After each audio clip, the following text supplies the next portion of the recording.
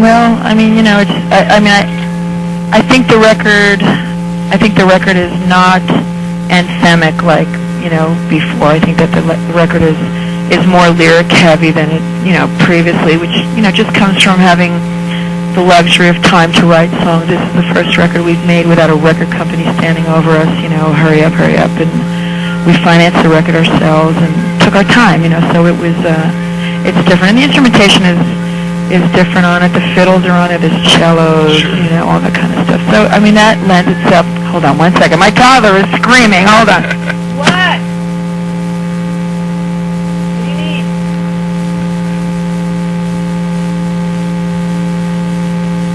Okay, I'm going to fix the screen. 1 second. Oh, yeah. See, this is the fun part of touring with children. Yeah, really. But the instrumentation will definitely dictate where the song's going to go, and I don't know.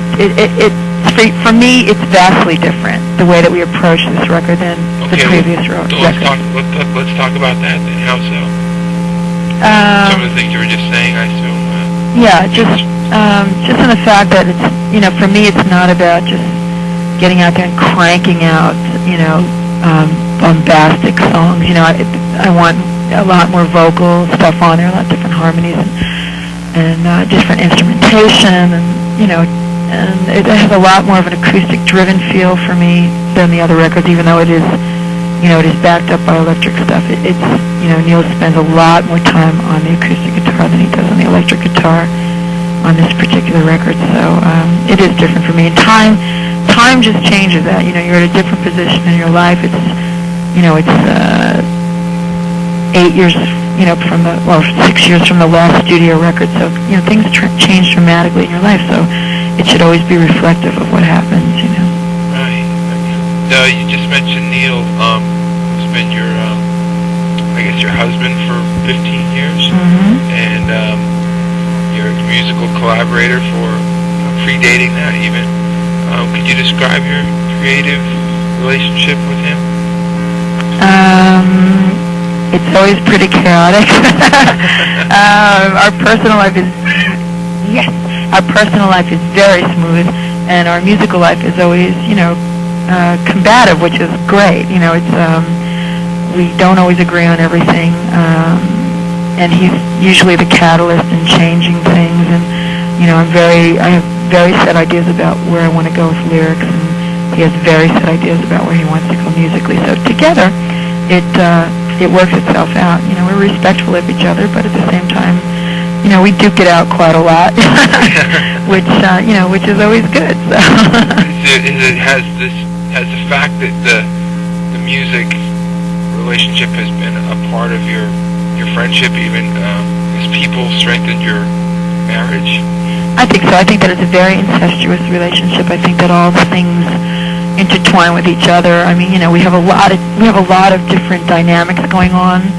We're parents, we're lovers, we're musicians together, we're collaborators. We have all these different things going on at once, and each one contributes to the other, so that it's an ongoing process on all levels, and it never gets boring, and it's always it's always a challenge, because you're having to when you're somebody's parents and you live in the same house, you're always trying to. You don't have the luxury of going into a studio with a songwriter or a producer who's not bringing his baggage to work with him. You know what I mean? We're both bringing the same baggage wherever we go. Right. And you can't escape your lives. I mean, you go in and your life is still part of your work. So I think that it really helps expand, rather than looking at it negatively about how it would, hinder what you were doing. To me, it expands everything that we do, because the dynamic, creeps into the music and the perspective that we write from. So it's, to me, it's pretty invigorating. I mean, there's always something going on, not always great, but it's always movement. So sure. Let's take a look back. I mean, I'm reading through some of the stuff that CMC had sent me, and the Encyclopedia of Rock and Roll. I looked up to see what. God, really? You have a good section in there. Oh, God. Yes, we have about seven paragraphs in there. It's very impressive.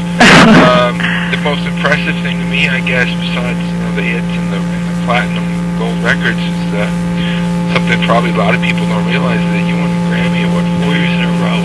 Right. Wow. What's your recollection of that time of your career? You know, Grammys are like, I guess, it's not the same thing as winning an Oscar, I have to tell you that. It's kind of a, I don't know, it's a blessing and a curse. I mean, when you want to win it really badly because you want to be recognized by your peers, obviously, but at the same time, you don't want to be part of the mainstream. So you're always having this, you know, this conflict back and forth. Of course, now at my age, I don't really give a shit. So I don't really care.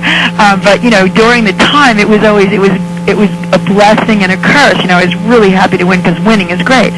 There's nothing bad to be said about winning. It's really fun, and but at the same time, you feel like, oh God, I've crossed the line. You know, now I'm into this like pop thing, and I don't really want to be winning this. But in retrospect, it's a great honor to have won all those years in a row. So. Sure. I would think so.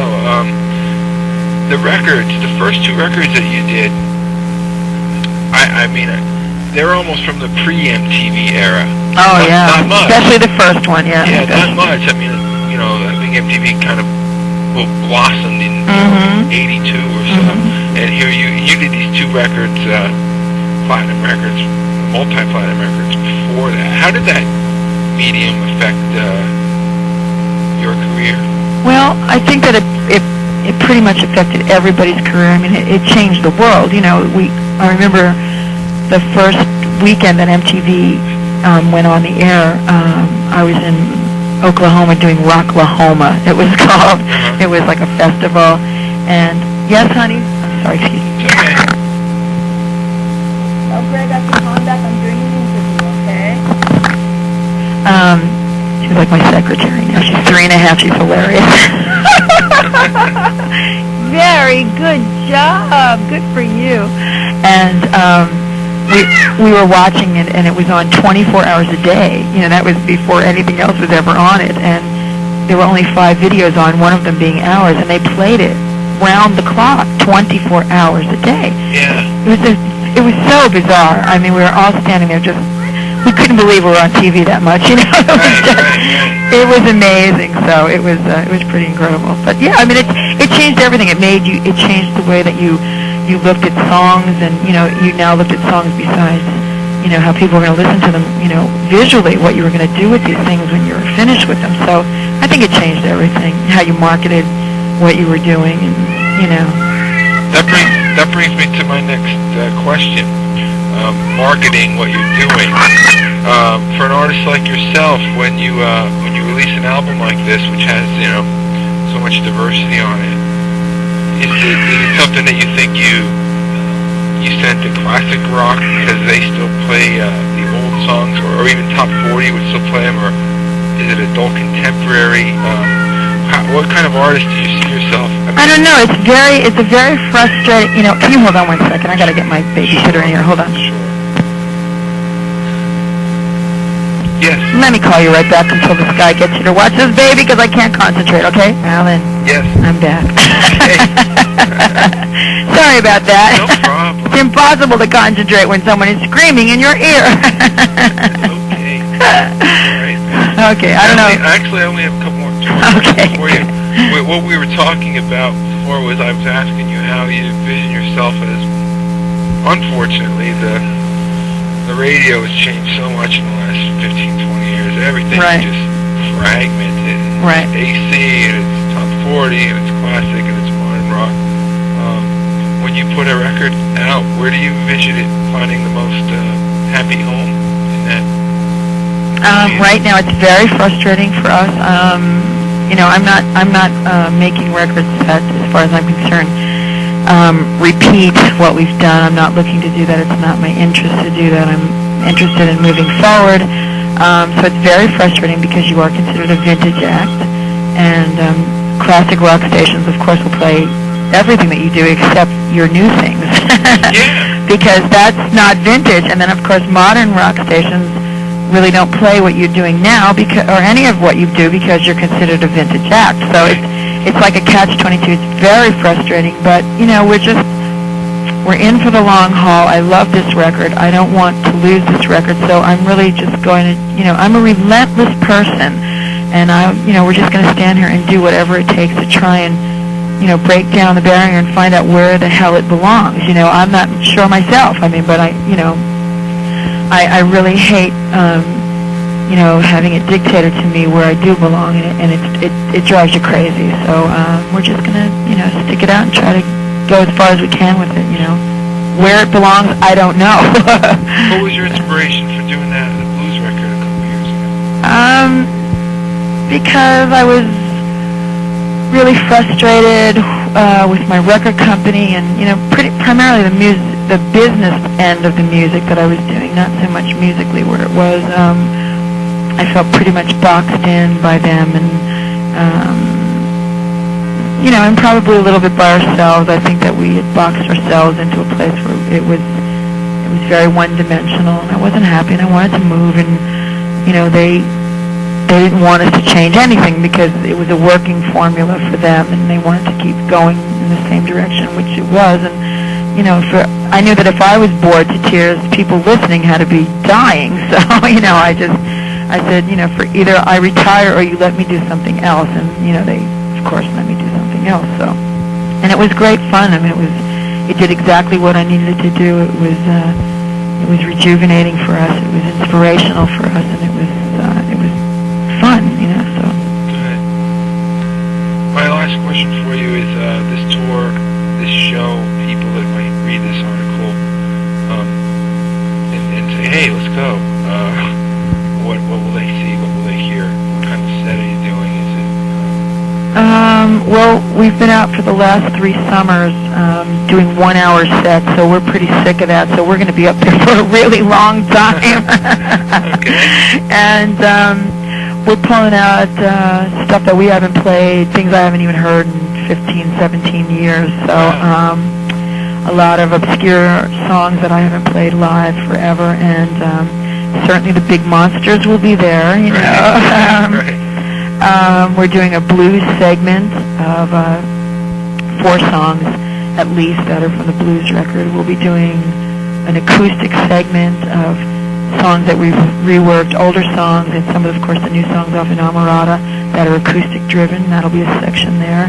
And then, like I said, there's, what I call the hit section of, Right. all the ones that they know by heart. So it's a diverse set, and it's a lot of fun.